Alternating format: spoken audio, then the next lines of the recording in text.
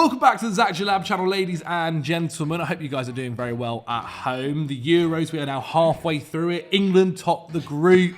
All positivity in the room. Henry Hill, Patrick Van Straten are joining me. Henry Hill, how are you doing?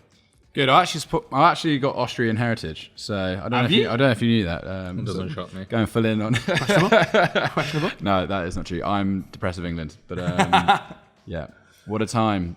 Well, I actually believe that football should be entertainment. I don't care about this top of the group nonsense. I believe that people have paid money to go to Germany to enjoy themselves. I believe that we've gone to the pubs to enjoy ourselves. I'm not having it that we're not allowed to criticise this England team. Wow. I said to you, I didn't think it was good. It was going to be good for the tournament. Yeah, we still could do do quite well. We still could do quite well. But Jesus Christ, it is piss poor. Who remembers the knockouts, mate? Who remembers the groups if the knockouts are half decent? I guess. But we'll see. We'll see. Patrick, how are you doing? Good. You know, I don't support England, so I'm finding it mostly funny. Though, and they've not necessarily been much better. Yeah, but I didn't expect them to be better than that. True. The Netherlands have been, I would say, exactly what I expected them to be.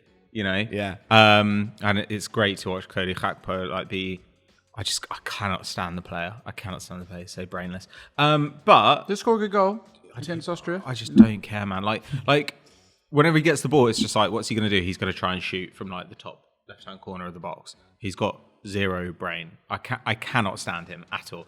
But anyway, I think the Euros generally have been really fun. They have been really fun. You know, like surprising wins. You know, Austria top in their group is really fun. Like Denmark, I think, you know, very impressive. Like it's just been fun all round. I'm looking forward to the knockouts because the draw has gone crazy. So it has, yeah. A lot of the other big boys on one side, and England have done it again. Somehow they've done it again. But as you can see by the title of the video, we're actually not talking about the Euros. I thought we'd have a look at the season ahead and the transfer window ahead as well, and look at some of your club's biggest stars and what they should do with them. Should they keep them or should they sell them? Now, there's a lot of rumours about a lot of players around the world. So we're not just going to be sticking to the Premier League. We'll be going to a few different nations as well. League of Mexico? Where are we talking? Not quite. Europe's top five, by the looks of it. But we will start at Arsenal, because Arsenal at the moment don't necessarily look like they're selling too many players. I think the Nketiah move might be happening. Supposedly, I think Arsenal want about £50 million for him. We're not focusing. They want 50 million. That's the rumor. That's the rumor. Yeah. There's absolutely no way Arsenal think they're getting that. No, I don't think so at all. But the one I actually wanted to focus on a little bit more, Henry, you've spoken about him for the last year or so, and a possible move to Brentford, is Emile Smith-Rowe. It looks like his time at Arsenal is going to be coming to an end. But should Arsenal keep him for next season, or should they be selling him? That is the question we have here. Henners, how do you rate the player? I think he's really good. He obviously had that exceptional season. He got hit double figures for goals in the Premier League. But that was a few years ago now. And I think that the team has evolved since then. Naturally, they keep bringing in players of higher and higher quality. Don't get me wrong, I think he could be a good squad player. But is a good squad player where what Smith-Rowe needs to be doing right now, when he was on the cusp of being a mainstay Premier League starter, he has to move for his own career. Like, I know it's good for the club to have a player like him around, someone that can connect with the fans sort of through the academy, but for his own career, he has to move. And I think Arteta, they should be wise enough to let him go. I still think they could get pretty good money for him. If this made-up man at Aston Villa has moved to Chelsea for £20 million, then I think, you know, Smith-Rowe... then I think you could But that's pure, like, PSR. Yeah. Oh, I know, but it still kind of sets a benchmark for, well, what is Smith-Rowe really worth in this market? Well, he has proven that he's a good Premier League player. You could still command 25, 30 million for him. Will teams come in for that? I'm not sure. But, yeah, again, a team like Brentford, who need attacking, creating players, young English player coming through, I think that's the kind of thing that they would target. So, yeah, I think Arsenal should 100% be cashing in. Let's face it, like, Arsenal still need to buy players and they still need to get money from somewhere.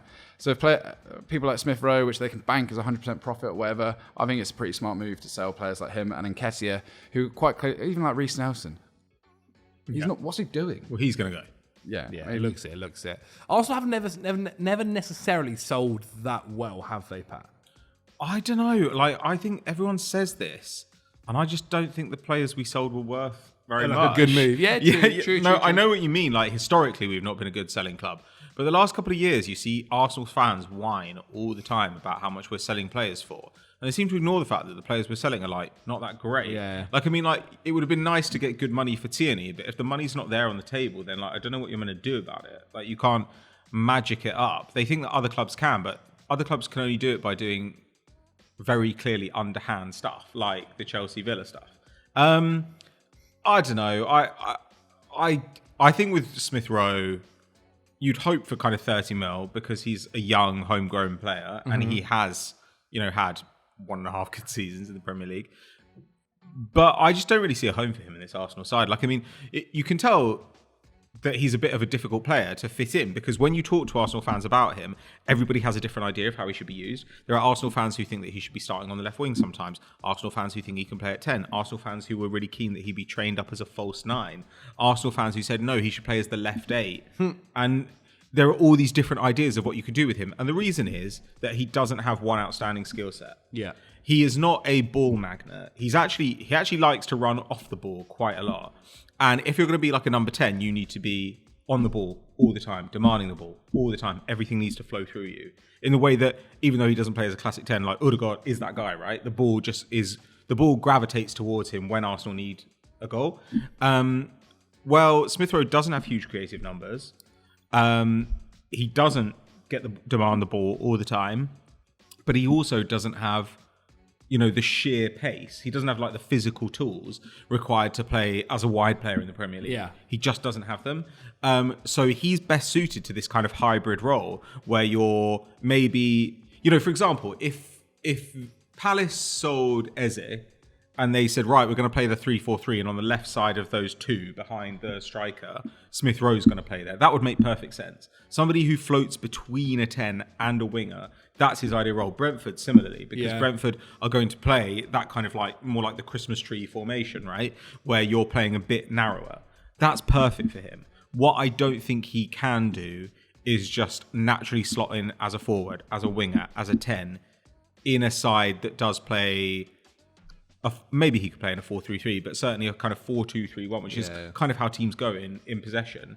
Similarly, I think he'd be great if he went to say Germany and played for a Leverkusen type team, where you also, basically the way that Havertz played when he was younger. But Havertz does have outstanding physical gifts, and Smith Rowe doesn't. But I just think, look, you've got the chance to sell a player here who contributed nothing last season. So you can get pure profit, and you don't even think, oh, how do we replace those 1,200 minutes? Yeah. It's complete win-win. So I think it's time for him to go. Okay, and so what figure do you think would be acceptable? 20 million? I think you should. No, I think you definitely should aim more than that. Like, given some of, as Henry says, some of the players, the price.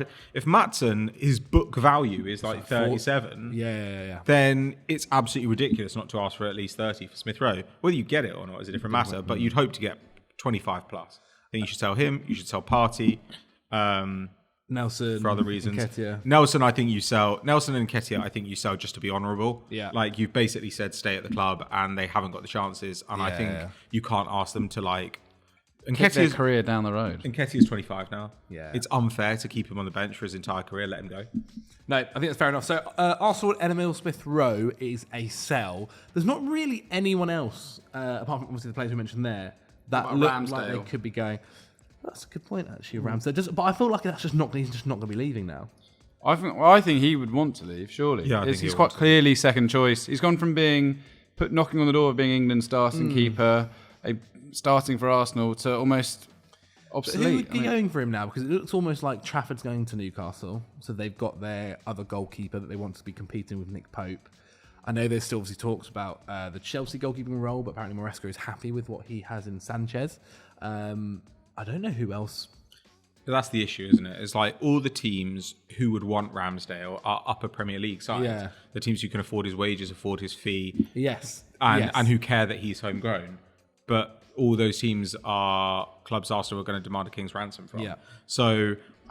this might be ridiculous, but Manuel Neuer is not getting any younger. I could see Bayern Munich lining him up as a kind of replacement down the line I'm just rapidly. Company as manager. I'm just thinking of teams who might need a goalkeeper at some point. You are right, Zach. There's not a huge opening for him to go. If his price gets low enough, then the homegrown premium will yeah. drop, right? And that's the thing that dissuades international clubs, because teams are like, but we're selling an English player. We know that player has value. And international clubs like, but we're not going to pay a homegrown fee, like we don't care. But if he's getting to the kind of, if his price is going down towards 20 mil, at that point, that's just a really good price for a really good goalkeeper. And it would be silly for, you know, an Italian club or a team. Does he move abroad? Don't know. Rather than sitting on the bench, yeah, I think he probably does. It doesn't seem like he's having a terrible time at Arsenal. Like, he seems to enjoy He's probably earning good money. Yeah, fair play. I don't know. I think he is quite frustrated. His dad always seems to come out saying he's frustrated. So True. Okay, then. Well, that is Arsenal ticked off. Sell Emile Smith-Rowe. Let's jump to Crystal Palace. Pat actually did mention him. And we've got to add the context here that obviously Elise has moved to Bayern Munich, or has completed, or is going to be moving to Bayern München. Firstly, Pat, what do we think of that move for Elise? Because when we've spoken about him a few times, it's always been about really a move to a Premier League club, not even one in Germany. And then the other player that we'll get onto, Henry, is Eze, and whether Crystal Palace should keep or sell him this summer. Elise first, though, Pat. I think this is good. I mean, I think the fee is pretty good. Supposedly about 60 mil. The injury record is always the thing with Elise. Like, he just hasn't had consistent minutes, but when he's played, he's looked excellent. And I think it's smart for Bayern to say, who are going to be our starting two wingers for the next few years? And it looks like they're looking at him, and they're looking at who is it else they were talking about? They were looking at another winger recently as well for the other side. And I thought, yeah, it's just smart for them to think, okay, right, well, we've got Sané now, and we've got Musiala. We've got a load of guys here who mean that our attack will be good next year. And if we can, and that means that we've got a couple of years to get Elise used to playing our football, try and sort out his injury problems. He doesn't have to go in and just star for them instantaneously. Every I think it's a win-win for everybody. Like, he goes to an amazing big club. Like, they get a guy whose numbers are absolutely astonishing in the toughest league in the world at a very young age. I don't know. I find it hard to see a downside. And at Palace, get a really good fee. Yeah. So I just don't. I think this works for everybody. And if I were him, I'd be like, well, this is far better than I could have hoped. Like, I could have been going to like Manchester United and like playing under Ten Hag, who's kind of like lame duck manager, like don't really know. Like, I could have gone to literally any club and been required to be like the star and to fix everything. It's much better to go to Bayern Munich and nobody really cares who you are, and you get to slowly establish yourself and work your way into the side. Okay, well, let's talk about then Eze, another Crystal Palace star, Henry. Someone who, he's with England in the Euros right now. He did feature a little bit. He got like 20 minutes so far in the Euros over in Germany. It seemed like Spurs were quite keen on Eze for a little while, but I kind of felt like it was going to be whoever got the move first will be the one. The other one will probably stay next season, you feel like? Yeah, I completely agree. I don't think it would be sensible to sell both of your best attacking players in one hit. They've made 60 million from Elise. I think financially, I don't think they were under any pressure. They could ask. I don't know if Eze has a release clause in a similar way. I've not read one. Supposedly he does. Supposedly they both do around the 60 mil level, right? Yeah, something like that. But I think maybe there's something that Eze comes into action next summer or something. Okay, along those lines. I mean, look, I think Eze, if he has another good season, is definitely going next year.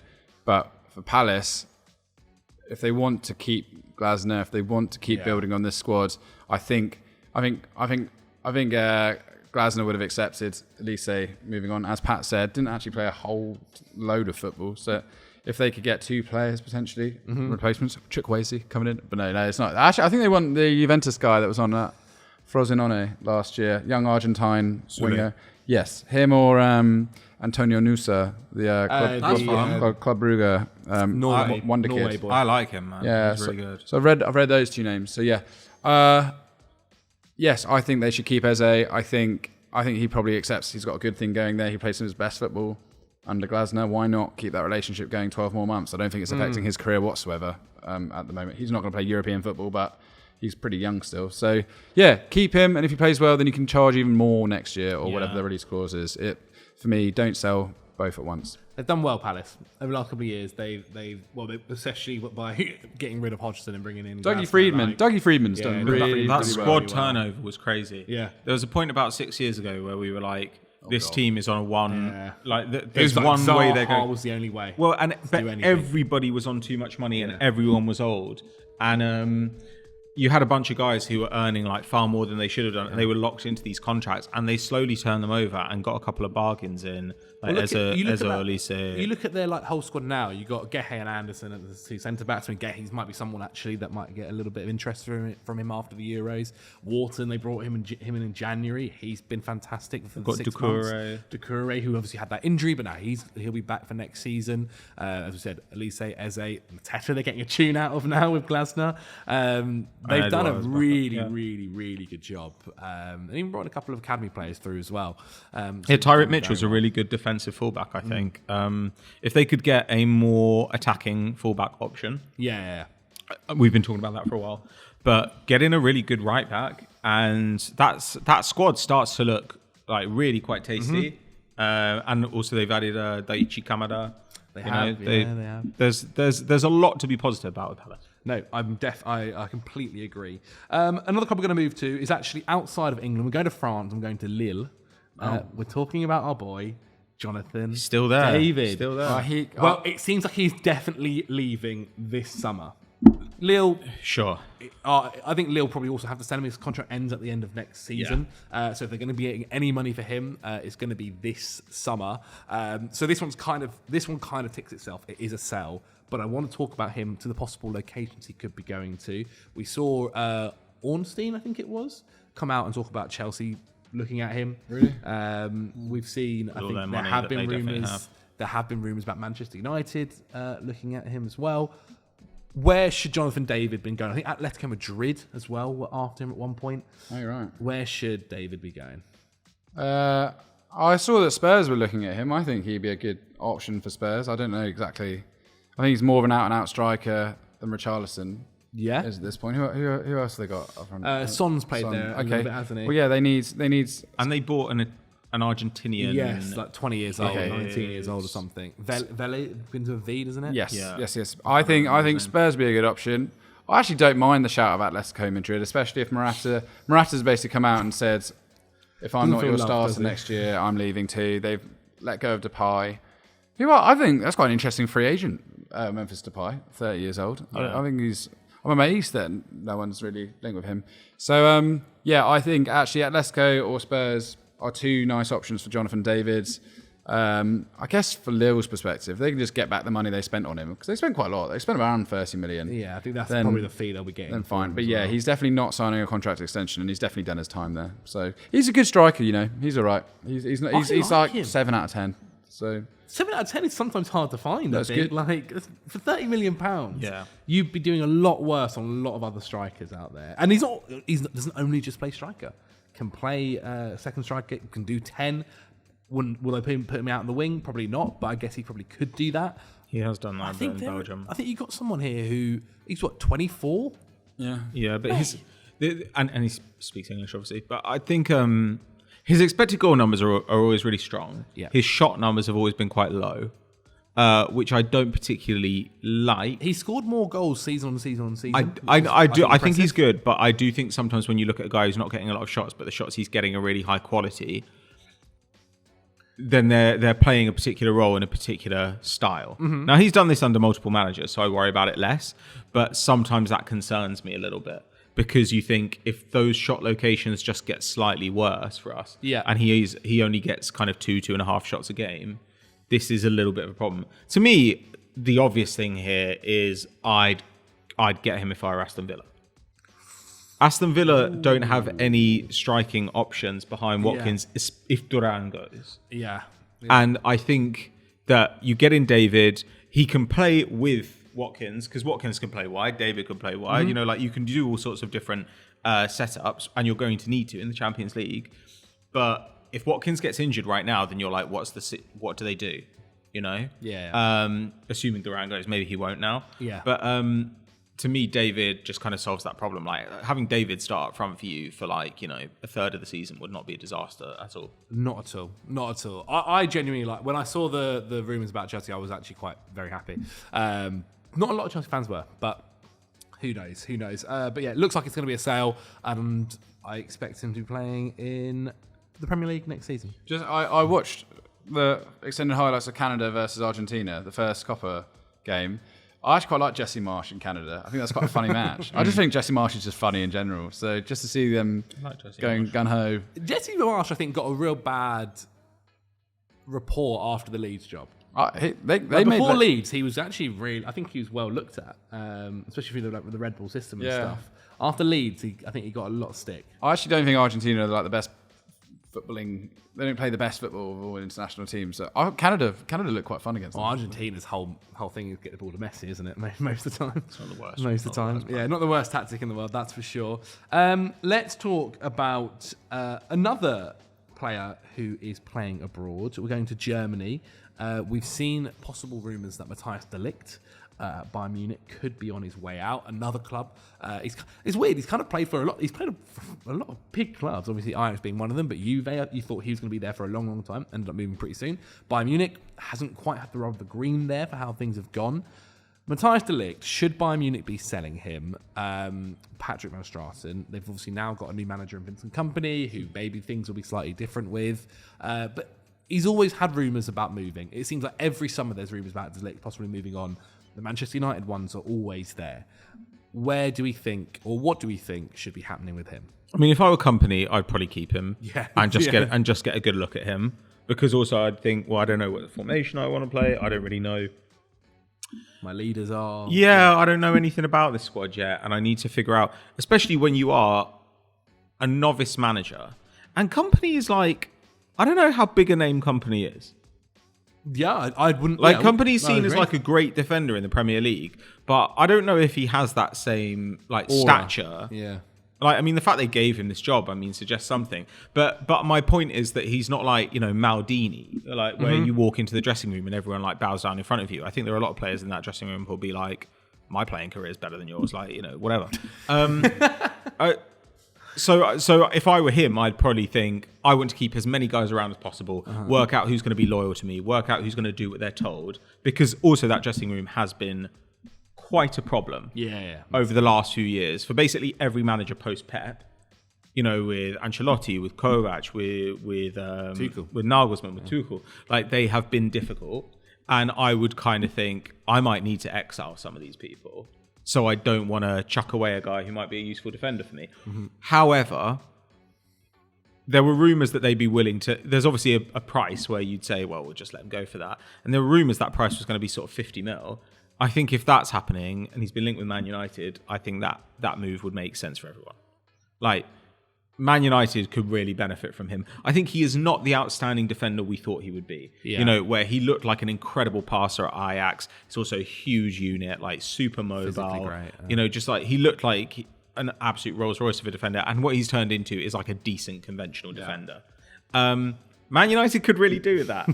He is mobile. He is big. He is a good enough passer. I think Man United could do way, way worse than this. And for that kind of price, you know, if you're United, it's quite hard for you to get a centre-back sub 30 mil.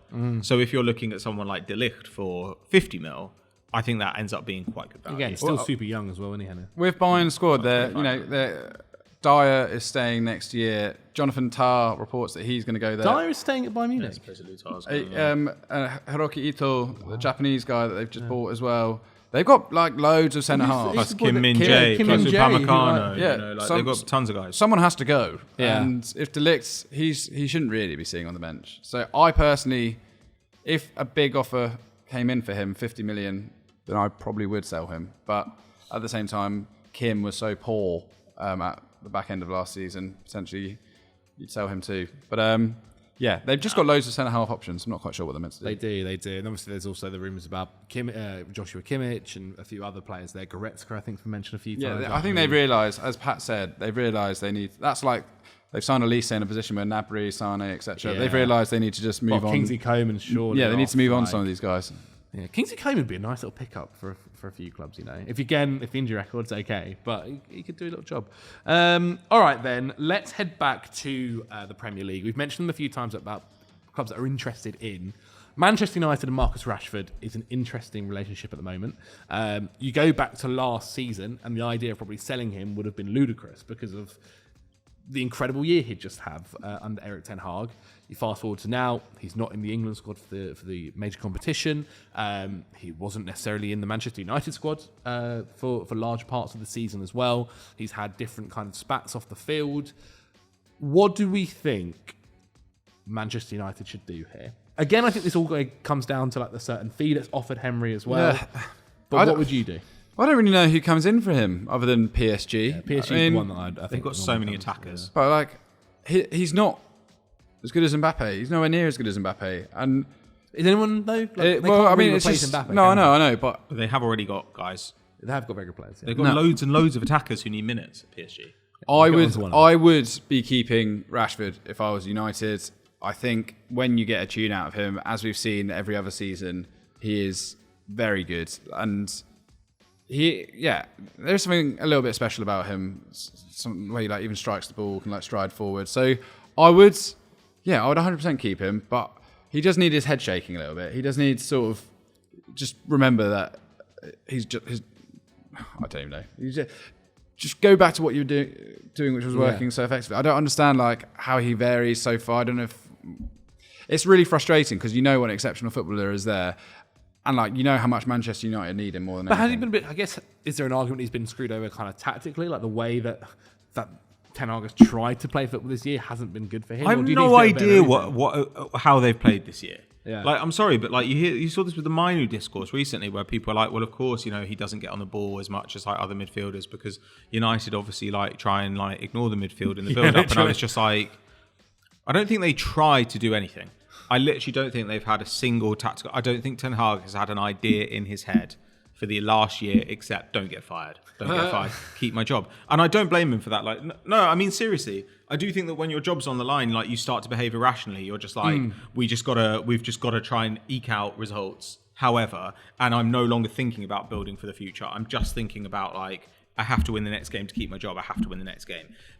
I think they've had no idea what they're doing the last year. And also with Rashford, you just never really know what the fitness situation is. Mm-hmm. It feels like at the end of every season, Rashford comes out and he's like, I've actually been playing through a shoulder injury. Yeah. I've actually been playing through a back injury. I've been playing through a knee injury. I've been playing through a calf injury. Like every season. And it's just like, well, until he gets his body right, until he has like, 6 months off or something and gets his body right, this is what it's going to be like.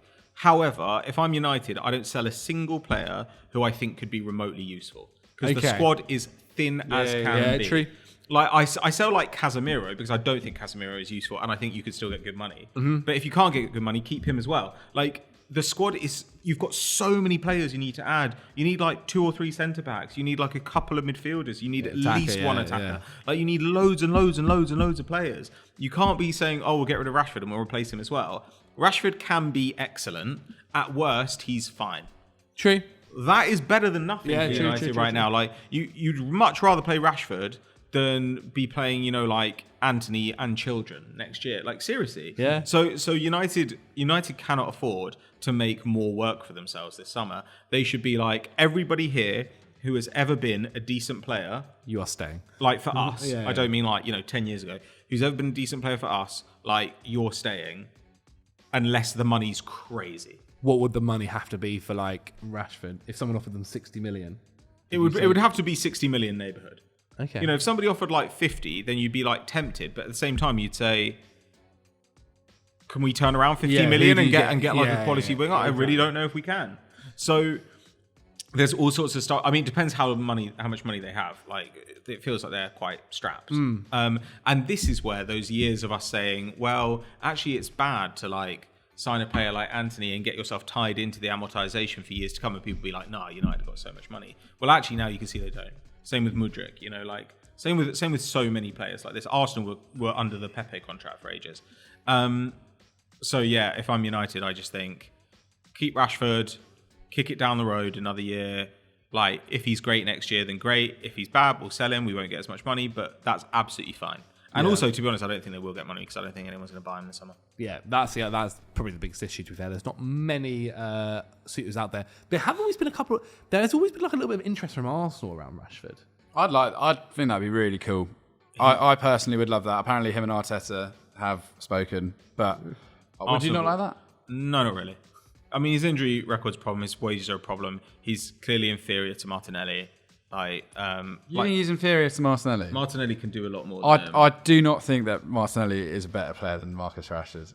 We certainly was last season and the season before. Not the season before. Yeah, the season before Rashford hit like 30 goals. But Rashford's like only role was to score goals. Like Martinelli got what, 15, 16 in the Premier League. There is a reason that there's potential for Martinelli to be upgraded. But Arteta being as I don't good think as there he is potential for that. Oh, come on, Pat. We'd have to spend so much money to peak upgrade Rashford. The best of Rashford is much better than the best of Martinelli. Rashford is about 4 years ago. It's not 2 years ago. It's not. It's not 2 years ago. And the best of Rashford is a side that doesn't have a striker. Do you know the best of Rashford is a side that doesn't have a striker, where Rashford is the primary goal scorer. He's never going to be that for Arsenal playing off the left wing. Do you not think that he's just so wrapped up in Manchester United culture and all the problems at the club? I think if he went to Arsenal, I think if he went to a new project where he'd almost have to like earn his stripes in a squad again under Arteta, who's clearly one of the best managers he's worked on in recent years.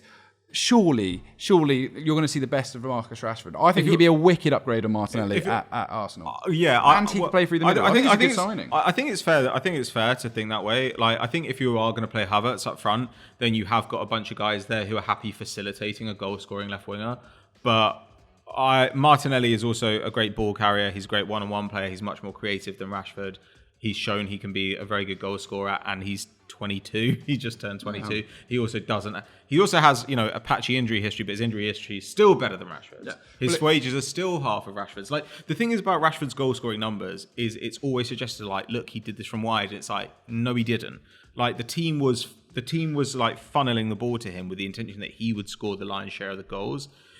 The question of whether he'd have that same setup at Arsenal, I just don't think he would. And what he can't do is all the other stuff Martinelli can. And Martinelli's still not where you would expect him to be hitting his peak. He's at least a year or two away from normally when a player kind of like reaches their maximum, and his best season was phenomenal. Like, so I don't know. I just think Martinelli's like a vastly superior player as things stand. Vastly superior. Yeah, because I just think that Martinelli can do a lot of stuff that Rashford can't. And Rashford had a dreadful season last year and has basically had one good season, one bad season for quite some time because his body isn't reliable. If we were talking about Rashford, who's always fit, or if we were talking about a guy who could, do a bit more, but he's also got no one-on-one ability, Rashford, and we do require Martinelli to do that quite a lot. He does have one-on-one ability. He doesn't. He can drive. He can take the ball past most players. But he doesn't. Then why doesn't he? I think we're basing this all on last season. No, we're not. Two seasons ago, he's on and off. He's not been a consistent dribbler for a long time. Like, he actually doesn't do that. That's not his game,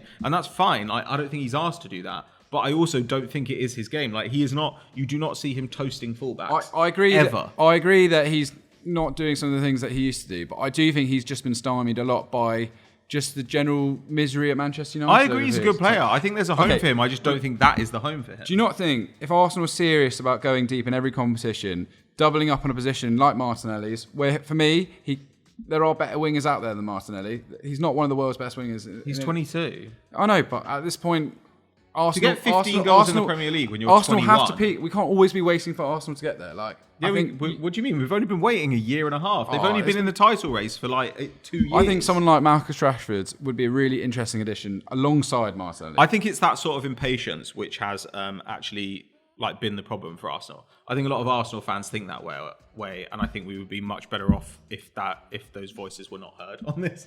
Well, I'm not an Arsenal fan. No, exactly. But I think there's this attitude of we're building. We've got to trust the project. When's it going to come? It's like, all these guys are still 22. Like, you've still got at least 2 years before you start worrying about it. And I just think, for the money Rashford would cost, you could get somebody better. Plus, it would be great to double up on those positions. It'd be great to double up on every position. But Arsenal are not the kind of team who can afford to do that. They've got more pressing needs. Arsenal's other midfield slot is way more pressing. Saka backup is way more pressing than Rashford. And that's even if you think that Rashford is definitely an upgrade on Martinelli. And even if you think he is when he's fully fit, we don't know when he's going to be fully fit. So there are so many questions around Rashford that I'm just like, I don't know. Too big of a risk. Yeah, I think there's probably a really good home for him. You know, like maybe a Spurs would suit him better. I think that's.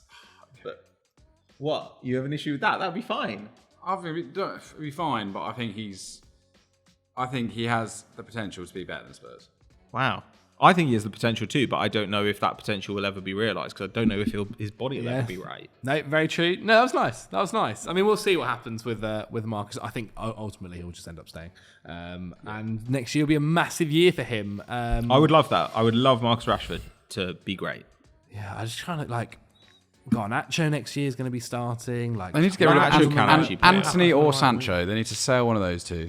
Yeah, well, maybe both, to be honest. Okay, then. Well, that is the Rashford one. Is do not sell at the moment. Another player. Again, we mentioned the team just then. What's that? Are we still friends? Oh no, I enjoyed that. That was a good debate, fellas. It's woken me up a little. I wasn't saying you should shut up. I'm just saying there are lots of Arsenal fans who I think have tried to rush the project along, and I think they're the guys who are just like. Just get in an experienced defender, and then we're like, oh Jesus Christ, we've got 5 35-year-old defenders, and we've got Stefan Lichtsteiner back at the club again. It's the world's most depressing lineup. But one of the players I want to talk about, he's owned by PSG. He's not necessarily played for PSG. Xavi Simons. All right. Oh, come on. What should be happening there? Because it doesn't actually look like he wants to be at the club. PSG do kind of want to keep him. They said that we're not going to sell you next year. We're going to send you on loan again if you're that desperate to leave. Why? Sorry, why? Why?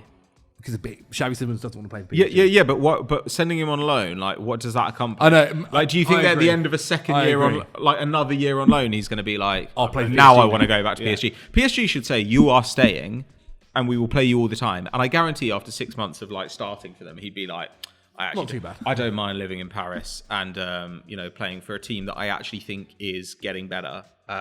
Even in the loss of Mbappe, they're not going to be. They're going to obviously take a hit, but they are building a coherent team. Definitely, which is the first time they've tried to do that since Ancelotti. God, there, Jesus Christ! But what do we think should be happening then? Obviously, I guess we're saying that PSG should be keeping him, but there is also an element of if a player is really that desperate to leave. If a player is saying to you, "I don't want to be at the club," and they're going, "Okay, we're going to have to send you on loan again," and he's saying, "Yes, okay, let's do that." That's mental. That's crazy, right? I'm with Pat on this one. I just don't understand why he's not going to be one of the faces of their projects going forward. We saw it for the Netherlands when he came on against Austria. What a huge difference he makes. He's in the tournament. He's been epic. He was incredible last year in Europe and domestically for Leipzig. I don't know what this guy has to prove. Ousmane Dembele, you're going to get a season out of him? No, you're not. Who are the other wide options? Who are the other wide options at PSG? Barcola. They've got Colomwani. Why invest in Barcola? Why Kang-in Lee. Okay, Kang-in Lee. Asensio.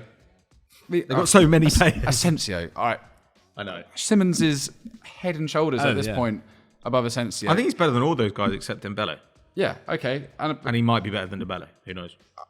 Bradley Barcola, very good at they're giving him minutes and giving him a opportunity. Why is Xavi Simons not getting the same reassurance? But maybe then he's a bigger player. But maybe he looks at it and goes, "I don't want to be in this situation of PSG. I'm not enjoying." Well, it's not really his. But what is the situation? They've only had Luis Enrique there a year. This is a situation surely where you can benefit from the fact that the manager is not the club. If I were Luis Enrique, I'd go to Xavi Simons, and there is some kind of connection there. Barcelona. You could go to him and say, I know that you think you've been mistreated and disregarded by this club. However, I didn't want you to go on loan last year. Maybe that's true. Maybe it's not. But I didn't want you to go on loan last year. I want you to come back. You are going to be a starter for me. I see our lineup as being you and Dembele. You're basically and Vitinha, kind of as the attacking guys behind someone.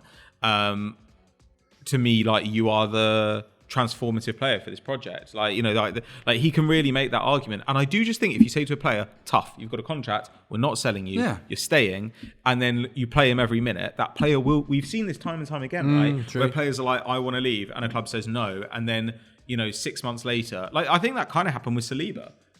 There was a point where people were does Saliba want to leave Arsenal? He's been on loan and he doesn't feel like the club value him. And then Arteta was we just thought that he needed development time and now we're going to start him every minute. And then halfway through that season, Saliba signs a new contract and he's I actually like being a starting player on in one of Europe's capital cities, earning a lot of money and being thought of as a good player. Yeah. Like Xavi Simons is gonna love like being the darling of the Parc des Princes. Like I really do think he'd love that. Like, Similar, like his loans have all been positive. I don't really know. not been a single bad loan, is PSV, there? he was great.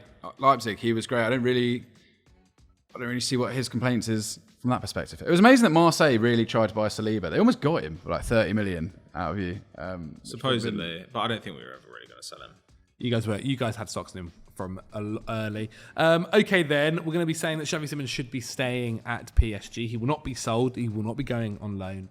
He will be staying at the Parc des Princes. Let's go back to the Premier League then. Manchester City, Bernardo Silva. Every single year we end up talking about this guy and a possible move to Barcelona or whatever club this time, but probably still Barcelona. Just to be clear, I think Xavi Simons could leave on loan. Still, I still think that. Could happen, yeah. But in terms of keeping it's not. We're not predicting. We're making statements that he should be staying. Okay. Bernardo Silva, I actually think this could be a nice time to sell him. If I was Man City, because Atletico have always rumouredly been looking at him. I don't know if he'd go to Saudi Arabia at this point. I actually think City are beginning to have to think about the future quite seriously because of Pep making rumours he's going to leave in a year. De Bruyne, and also this whole charge thing as well, right? Relegation coming down the pipeline. If Bernardo Silva, I still think there are loads of clubs that would look at him. I still think you could get 30, 40, maybe even 50. No, scratch 30 off, 40 or 50 million for him, despite approaching his 30s. He seems like a player that every major club would want. It just depends how much money he's knocking around out there. Like even Juventus seems to be making things happen, getting Douglas Luiz in. So yeah, I think now would be a nice time to sell Silva. Do they have a ready-made replacement for him? I'm 100% convinced that in 1 year's time we'll see Florian Wirtz join Man City, and that'll be that. And then he'll just come and be super creative. I'm 100% convinced that's going to happen. But yeah, I mean, it doesn't matter if they always seem to find a player. They always seem to pluck up the money from somewhere and bring someone in. Like the Doku deal was so out of the blue last year. It was just, we've signed Doku for 60 million. How about that? They can also use Grealish differently, they could play him back more. There's all that kind of stuff. Doku, by the way, is having an insane Euros. He's been really. I mean, in a Belgian side that's been a bit. He's actually been he's second top for touches in the penalty area behind Kai Havertz. And I was looking at carries into the penalty area, and number 2 is like Mbappe with 9. Number 1 is Doku with 18. I think my man Kavicha. And they got another game. They got another game to play. Mate, they haven't even through the group. They're not even through the group stage. I agree. I do think it's a good opportunity for them to like. If I were Man City, I'd be thinking, are we going to get a transfer ban? And I think this is why maybe you hear rumours about like Edison and stuff. Because there's no need to sell Edison. Edison could play for them for another 4 or 5 years. Mm-hmm. But I'd be thinking, if they give us a 2-year transfer ban. Maybe longer. Like, yeah, sure. If they give us whatever. If 2 years in 4 windows, sorry. Sure, yeah. If they give us like a 2-year transfer ban and suddenly, we go from having like our 30-year-old goalkeeper to having our 32-year-old goalkeeper and then we can't sell him for anything and he's been getting worse in the meantime, maybe we should just move him on now. Get him out, get someone new in, and at least then we don't have to think about it. Like, basically, let's try and prime the squad so that for the worst case scenario. Yeah, because then you're like, right, okay, worst case, we have to run out 2 years where we've still got like Haaland, Grealish, Doku, like you've obviously still got Rodri, like you got a bunch of stuff. Yeah. I don't know if they're really thinking that strategically. I think they probably just think they'll beat the Chargers somehow or just get a big fine, but. Bernardo Silva has been less and less important to them over time. Bernardo Silva is a really useful player for basically any big club because he can perform so many roles. Yeah. Like, say he joined Arsenal, you can imagine him playing in that left 8 role. You can imagine him covering for Odegaard. You can imagine him getting some minutes wide. Say he joined Chelsea. He could join any club in the world. Yeah, say he joined Chelsea and you've got a glue guy between midfield and attack. Like, he's so hardworking. He's so creative. He's so good in tight spaces. He can control the game a little bit more on the ball. I think there are just like loads and loads and loads of teams that would really benefit from him. I don't know if I'd pay a big fee. He just wants Barcelona. Especially because I think Barcelona have guys who are as good and like 10 years younger. Yeah, I mean, like if I got Bernardo Silva, I'd be like, why are we doing this? Like, what isn't our plan like Pedri, Gavi forever? I mean, I know they have injury issues, but I just don't really get that. But like, I don't think I'd pay kind of 50 mil for Bernardo Silva, but he is a player who a lot of teams with money could look at and think, oh, he just fixes that issue for us. You know, and when we're talking about someone like Kimmich, there are teams who are considering Kimmich as a midfielder. I personally would be like, well, Bernardo will do that for you, and he's actually a midfielder. Okay. So we're agreeing that Man City should be selling him this summer? I think so, yeah. Okay. If you can get that decent fee. Yeah. But yeah. 40 mil 40 plus is probably what they'll be happy with. He's got big wages as well. He's on I think he's meant to be on like $250,000 a week or something. Like, get that off the books. Expensive boy. Spend that on lawyers. Yeah, or flip it like it just wouldn't shock me if that. I wouldn't be shocked by that Florian Wirtz move at all. If it was to happen. I would hate that. But he's not going until next summer. He has confirmed that. So he won't be leaving this summer. 1 year's time. Because what an honourable lad he is. Let's go to Chelsea then. The one that's been spoken about all the time, Conor Gallagher. Should Chelsea be selling Gallagher financially? Probably yes. I don't think they should be selling him. No, I think he was one of your 3 best players last year. I think that's fair enough. In terms Palmer, him, Gallagher, Jackson.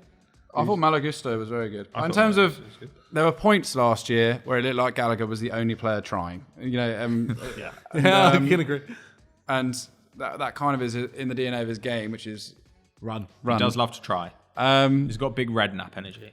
And yeah, I think it'd be odd having sold Mason Mount to sell Conor Gallagher this year. I don't think he's the biggest problem in the squad. It's only for financial reasons you'd sell him on.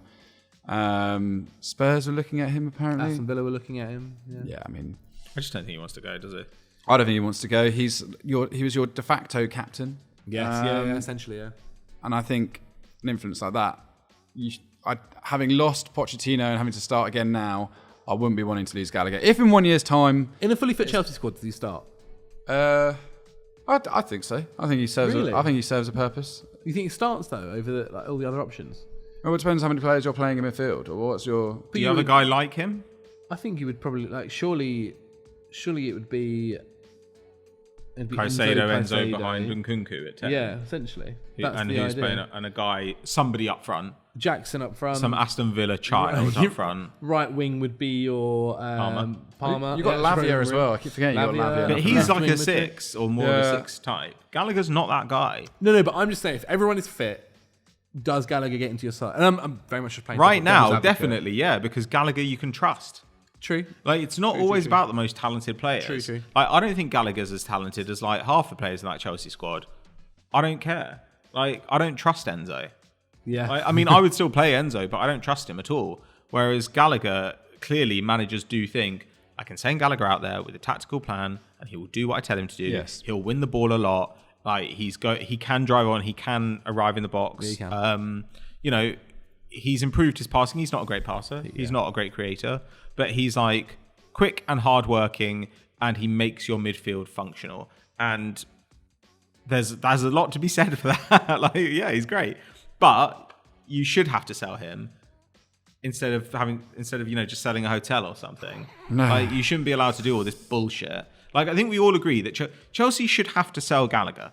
Chelsea are in a position where they should have to sell Gallagher. Chelsea have committed a number of financial indiscretions, shall we say, because it's a bad idea to say crimes. but Chelsea have basically been like doing dodgy dealings for quite a long time, like building a ridiculous squad, and now they're like, well, obviously we shouldn't have to pay it, shouldn't have to deal with the consequences of having spunked a bunch of money over the wall on a bunch of guys who are fucking dog shit. Like, oh, we shouldn't have to do that, because we bought some Ukrainian child so that our money could not getting into that. But basically it's like Chelsea want to have their cake and eat it. They want to take all these punts on youngsters, and then when it's like, okay, well that means that you're going to be strapped for a little while money wise, they're like, no, we don't. We'll sell some other stuff. Oh, let's look in the attic. What have we got? We've got a hotel, and we've got a few kids who we've stuck up. I mean, the hotel stuff. I do agree that I don't think it should be allowed in football. The Villa thing is a very clear fiddle. But where it's Matson for 37, 19. No, the only time this has happened was Pjanic Arthur, That's the only time I can remember anything happening to the same degree. No. I'm on about more like the building stuff. Like it's been happening for years. Like people sell their stadiums to themselves, all that kind of stuff. Like, whilst I agree that I don't think it should happen. This is a much more severe. I do think that breach. people, I don't know, like in terms of the whole stuff about financially with like selling their own buildings and all this kind of stuff. People have done that for like 20 years. Yes, and it shouldn't be allowed. I agree. That I agree with. And actually, no, like Chelsea are doing it to a ridiculous degree because Chelsea have basically said, we have got our own plan for how we're going to build a squad, and it's risky, but we're going to do it. And then when it comes to it, they're like, actually, it never was risky because all along we had this like loophole in place where we were just like never going to obey the rules. So it turns out that like whether it works, whether it doesn't work, doesn't matter. Doesn't matter because we'll just like produce some magic money and like it's bullshit. I don't know. I think it's disgraceful. Like the idea that Maatsen would go for like 37 mil is a joke.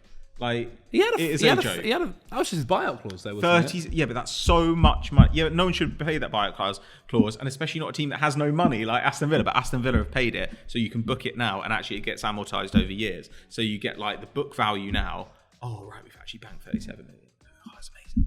Like this idea that like Chelsea just basically shouldn't face any consequences for all their like financial dodgy dealings, I think it's ludicrous because there are Chelsea fans right now who are like, oh, why do we have to sell our players? Like, I can't believe it. It's just like if you're playing FIFA, sometimes you have to sell a player. Yeah. Like, what are you talking about? I just find it demoralising. Like it's so obviously shady.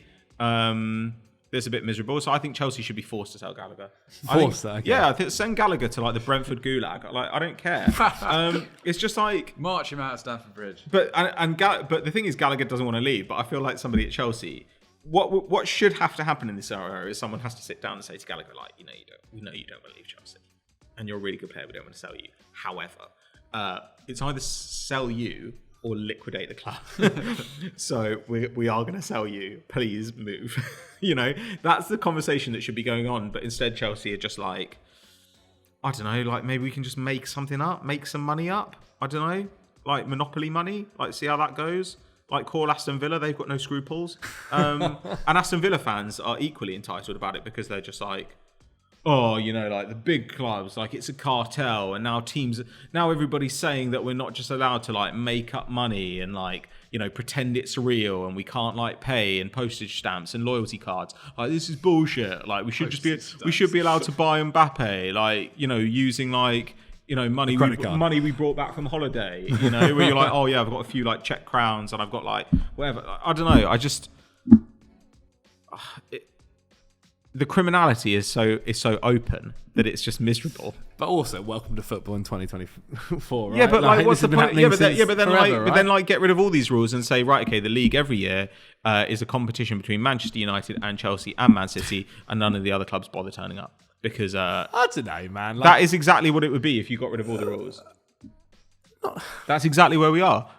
I just don't understand. Like PSG would just be like, yeah, well, it turns out now that we've bought 19 other clubs in France and they all happen to be in Ligue 1. And now we win the league every year. Isn't that weird? How did that happen? Like this idea, I find it really depressing when everyone's just like, yeah, but like, what are you going to do? You're like, what do you mean, what are you going to do? Like, you can't hope for better things. You can't try and outlaw all these shenanigans. Like, yes, there's been dodgy stuff going on for years. That's not an argument to continue letting it go on.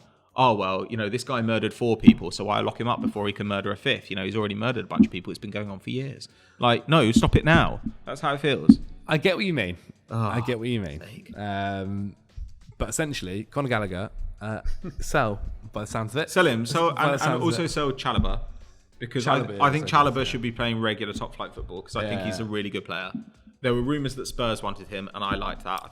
I thought he'd be good for them. The rumours United wanted him, and I kind of like that. And when Bayern do were looking you remember the interlink? Yeah. Before Pavel went, and I was like, I don't hate it. No, he's a fantastic Trev. player. He's a fantastic Big player. Trev. Okay. We're going to drop down the league to Everton. At least the Fulham use their money on proper stuff. Like statues Stadium. Of Michael Jackson. like actual crazy billionaire stuff. I like that.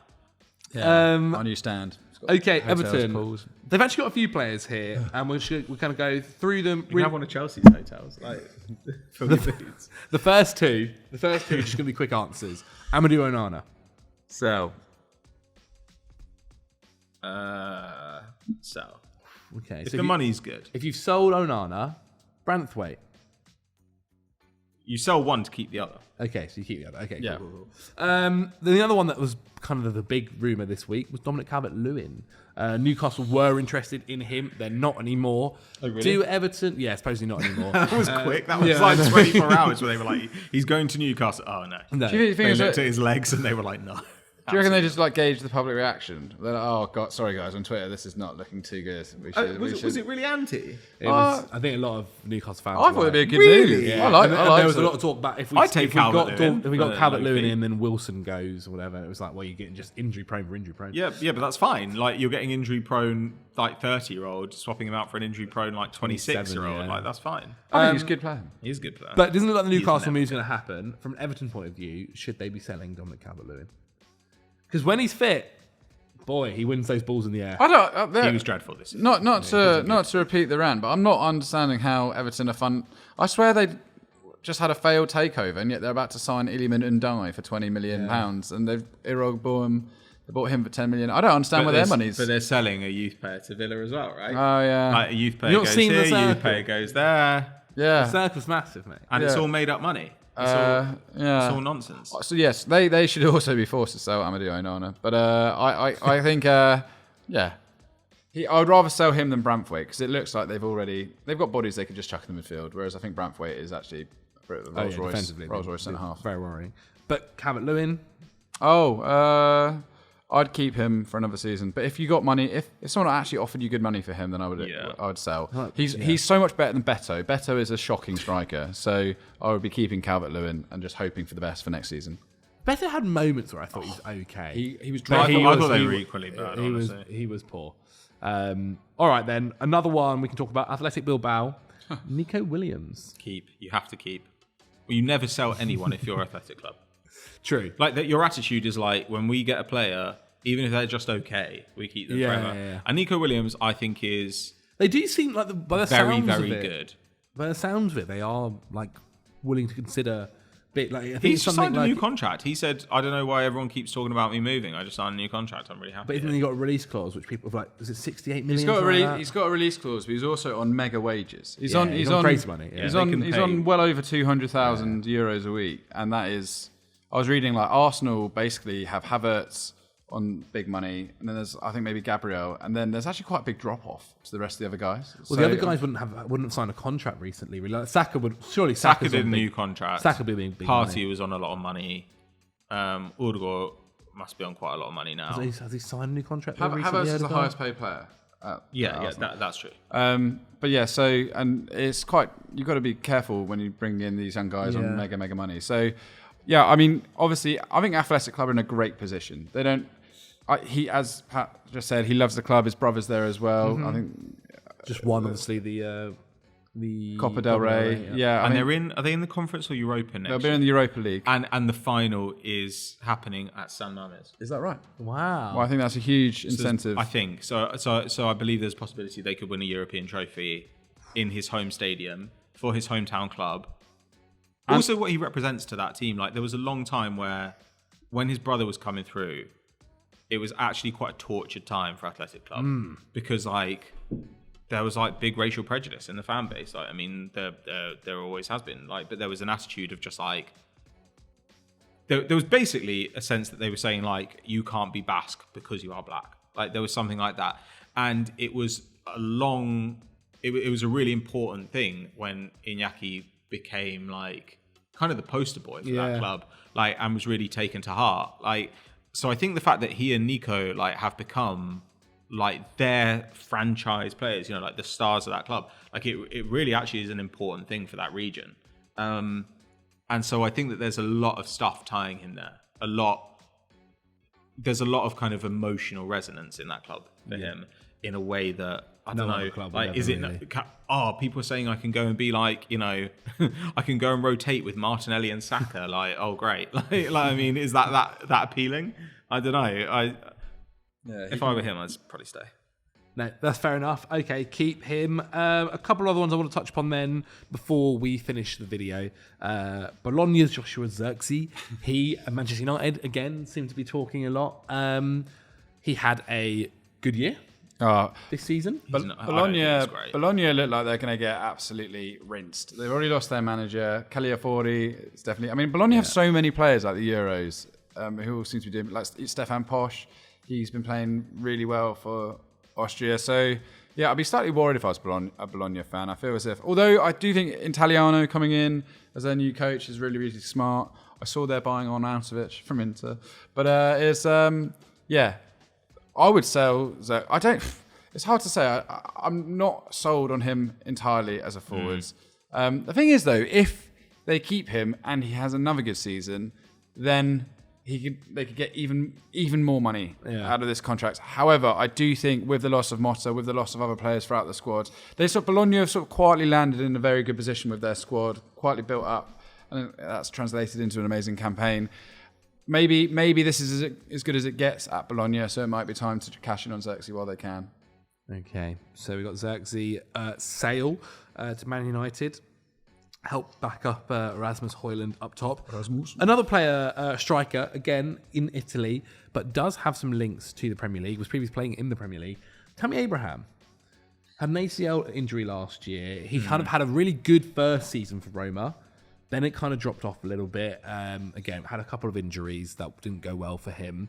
West Ham are supposedly looking at him at the moment. He's only 26 or 25 years old, something like that. Surely he must be older than 25. I know he was my age or a year younger. So one of those two. Damn. I think, what was it, in his best Premier League season for Chelsea, he got 15 goals in the Premier League. West Ham interest. I think that'd be a pretty solid move. Like, I don't think the guy's going to cost you too much money either. I think nothing more than 30 million. I mean, I sell him, I think, if I'm Roma. Yeah. Because of the injuries and because he's not in the squad barely nowadays, is he? And I just don't think he's ever exploded the way that you hoped he would. He arrived with numbers from Chelsea which suggested he might. Like his expected goal numbers, his shot numbers, his track record, like both at Chelsea and in the Championship with Villa. Like, I mean, it was lethal stuff. Like, he'd been a consistent goal scorer his whole career, and he's had good moments there, but he also has never been. There have been times where he's been used really strangely. Yeah. You know, like, because he is quite mobile, and you see him out wide, like, it's weird. But they brought in Lukaku last season on loan as well. That kind of pushes him out. You know, and then obviously Dybala came in, and also Asmoon. And your other guy. There is another striker at Roma who I'm forgetting. The Italian Belotti. Yeah, he's now just joined Como. As they got promoted to he's going to play with like Matt Hummels and live in Como. Yeah, they got promoted to Serie A. And the Cesc. Yeah, suddenly everybody wants to go and like live in Como. So weird.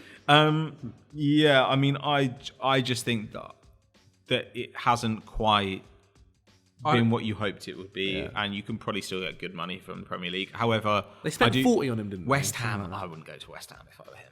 Really? No, well, actually, I don't know. They're going to have a different manager, but West Ham, it just feels like if you arrive at West Ham and you're not a striker who just gets like 15 plus Premier League goals in your first season, everyone decides you're crap. So and you never, ever recover.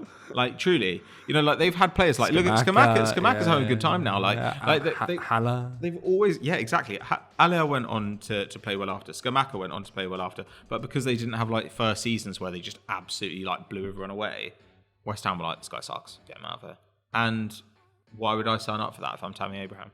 True. I just think like I could see Tammy Abraham actually performing pretty well at West Ham. There are a lot of other worse. There are a lot of other clubs out there as well. Actually, that could do a lot worse than signing him too. Yeah, especially if a certain Toney replacement Ivan Toney goes. Olympico to the G-Tech would be quite a fall from grace. I'd say that's like a significant upgrade. Okay, much then. Closer to my house. There we go. That is the end. Actually, last one. Stuttgart, Guirassy.